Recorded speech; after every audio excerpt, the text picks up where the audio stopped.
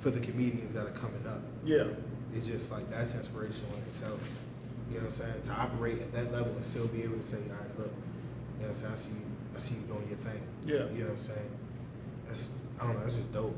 To see the trajectory of two of your favorites, Kevin Hart and Dave Chappelle. We see with Dave Chappelle the spaces that he's in, the love and respect. And then I watched Kevin Hart's movie, limited series on Netflix, True Story.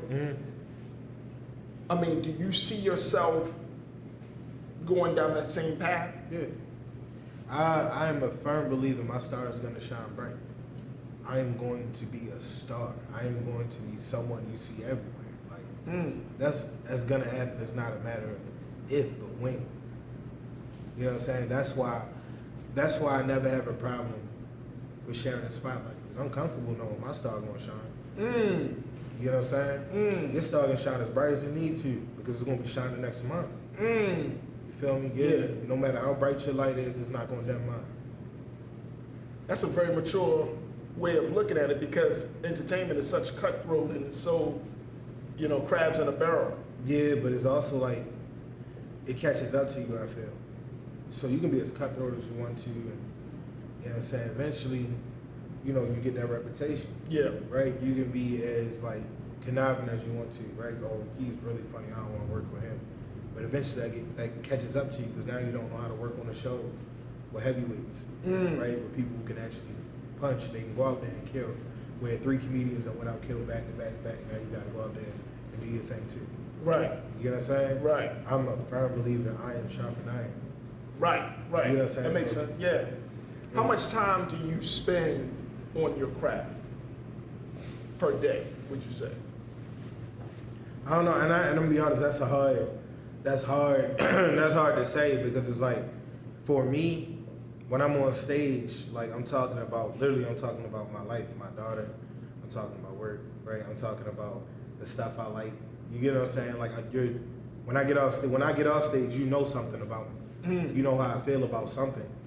You get what I'm saying? When you see me, you can relate something to me by the time I'm on stage, right? You know what I'm saying? So for me, it's like, it's hard to say how much time I'm putting in because it's like, it's literally, I'm just living my life, going on stage and talking about it. Yeah. So yeah. And how has your family responded to the path that you've taken? It had its ups and downs, but more so it's been mostly positive. Super supportive. My daughter loves it. Honestly, she likes when she can come and sneak in backstage or something to a show. Right. You know what I'm saying? Or like during the streaming series when Motorhouse was like, you know, strictly online. Yeah.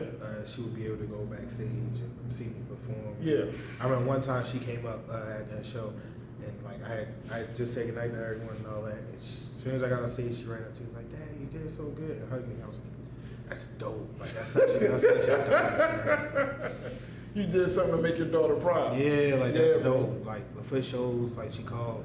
Yeah. You know what I'm saying? During shows, she'd call. I let her talk on FaceTime on stage. You know what I'm saying? So I feel like my family and my stand-up goes like hand in hand. So comedy is in a very special place, and I think culturally in this country because of Dave Chappelle and many other folks.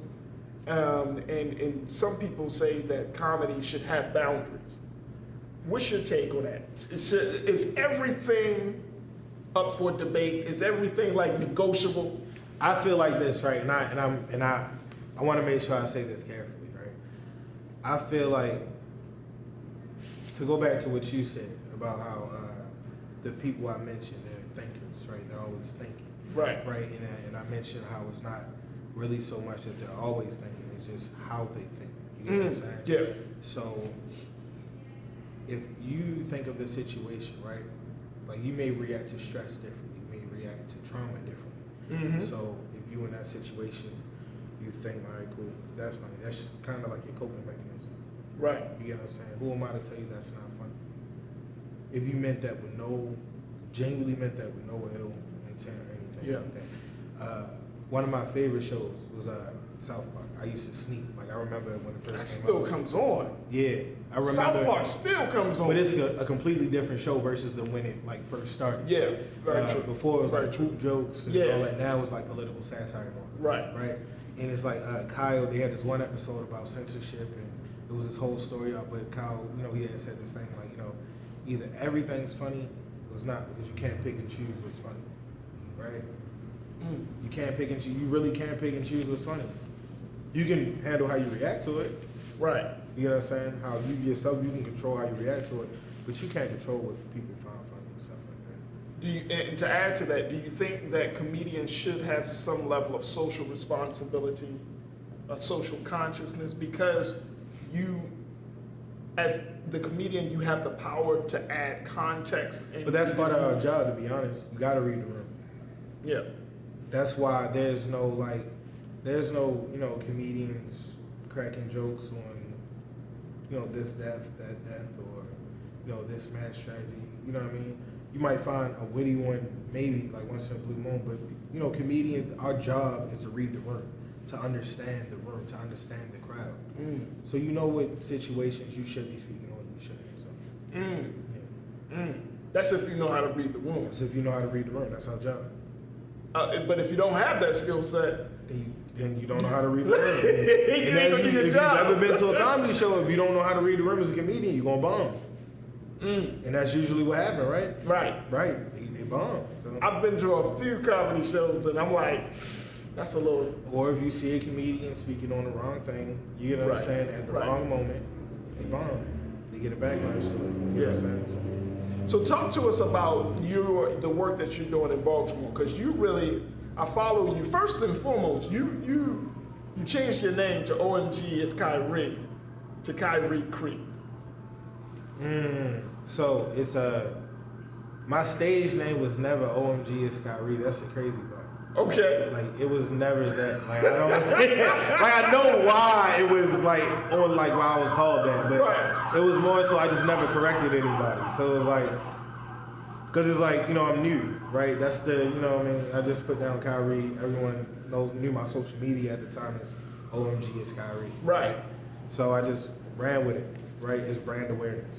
You know what I'm saying? So you type in OMG is Khairy now, my tweets popping up and my stand up popping up. Right. Cool.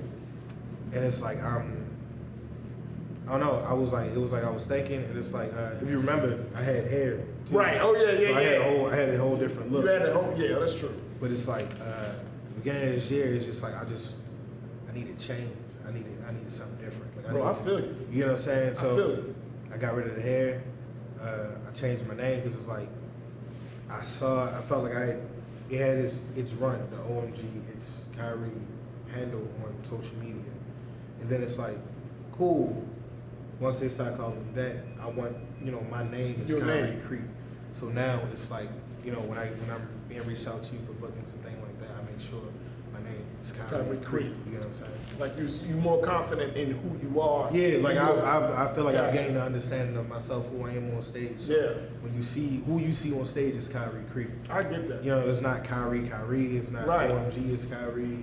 It's not Khairy. What about them joints, man? When you be like the real Khairy? The real Khairy? No. The official Khairy? The official? No. Just Khairy Creek, because it's like that's who I am. Right. Ain't no other Khairy Creek. Right. Whatever Khairy Creek you know. I don't know it. You know what I'm saying? Don't know. I'm the best one. Right. So so by you being a part of this program, I mean, first and foremost, you are a member of the Motorhouse family. Been here for a while. Now you're working as an artist in this digital arts portfolio program. What do you want to get out of this experience? I want to better establish myself. And when I say that, I want, when you look at my social media, when you look at, me on stage, when you see me around, you understand that's a comedian. Gotcha. You understand that's Khairy Creek. Yeah. You know what I'm saying? You had asked me, with everything I'm doing in the city, it's, I'm actually pretty late right now, but above the bar every Monday. Yeah. Some of the best new comedians come there every Monday. You know what I'm saying? There's a new comedian of the year competition going on right now. Right? Nice. And you got the competitors coming in every Monday to make sure they tighten up for the show. Right? You got Christian McCartney, Kadeem Richardson, Dude in the Corner, Miss and Cinnamon, Rich Ave, Jake Charmax, Adam Friesman, Nick Oka, right? It's just like, you see an amazing amount of talent. Justo, Law, Matt Benson, right? So it's like with this program, with this program, you know, like my throat itch and I don't want to cough because it's like COVID now. So now I got like this like deep, like inspirational voice. So yeah,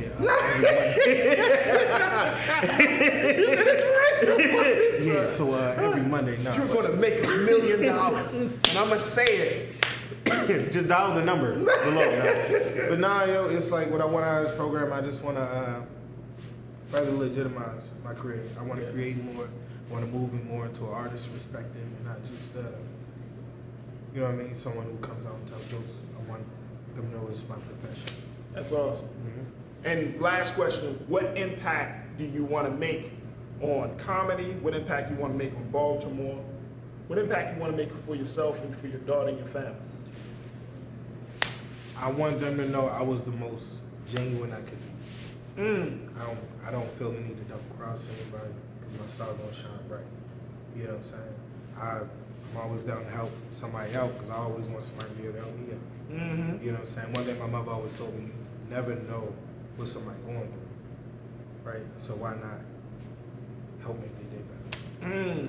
You know what I'm saying? Why be an extra cloud on their sun? You feel me? So by me, you're real inspirational right now. yeah, Khairy. but I'm saying though, like, so you gave all these different lanes, right? Comedy, you know, comedy, the city, you know, my daughter and all that. I want them to know that you can, right? I want to be successful to show that you can be successful just being yourself. Yeah.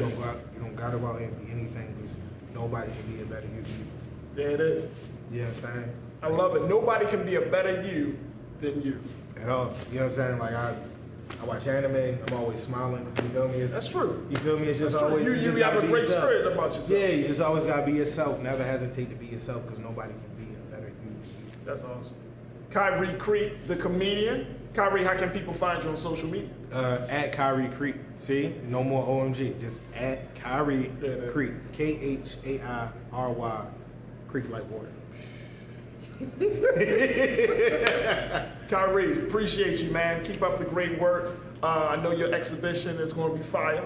Yeah. You know, yeah, most definitely. Can't wait to put that out. Yeah. Yeah, I can't wait. Can you give a little sneak peek, a little tease of what people can expect? No, I wish I was a rapper. 'Cause like, if I was a rapper, they could just be like, yo, go freestyle. And I could like, blah. It don't work that way with comedy. I'm sorry. It's a joke. Yeah, like it don't work. I'm sorry, yo. It don't work that way with stand-up. Right, you just got to watch. Yeah, watch out for a Travis Marshall production. You know what I'm saying? Also, shout out to Garrett Harvest, D-Lo, Saray, Amber Singletary, Benjamin Smith, Ivan Martin. A lot of great talent in the city. Absolutely. And they come through Motorhouse. Most definitely. They come through Motorhouse. My man Khairy Creek, make sure y'all check out his exhibition. Most importantly, make sure you follow him on all his social media platforms and continue to show your love and support for local artists, emerging artists, rising comedians, and all the types of artists in Baltimore City. I'm your man Faraji Muhammad. Thank you for checking in for another Motorhouse Artist Talk. Peace. Wait, You keep doing this, Travis. Travis wins.